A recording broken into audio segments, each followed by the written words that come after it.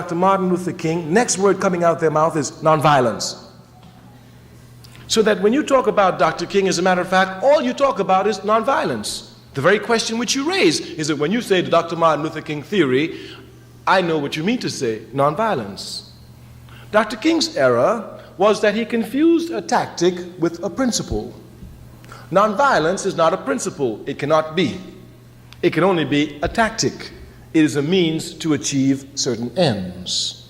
Dr. King, because he was an honest man, because he was a sincere man, because he was a dedicated man, and because he had a history of theology, it was easy for him to confuse this tactic, nonviolence, and make it a principle.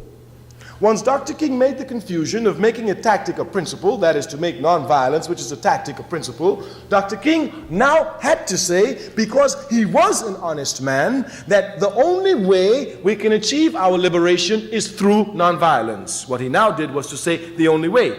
If you examine properly this statement, it means that if Dr. King could achieve his liberation by getting an army together and a battalion together and waging some struggle with the army, he won't do it. That the only way he will do it is through nonviolence. Obviously, this is an error. Nonviolence is not a principle, it is a tactic. As a member of the Student Nonviolent Coordinating Committee, I didn't join the Southern Christian Leadership Conference because the Southern Christian Leadership Conference advocated that nonviolence must be a way of life, a principle.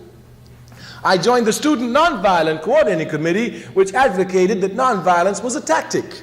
That is to say, for us in SNCC, if we could achieve our liberation, if we could achieve our objective by being nonviolent, we'd be nonviolent. But if in order to achieve the liberation of our people, we have to throw some hand grenades, we're chucking them.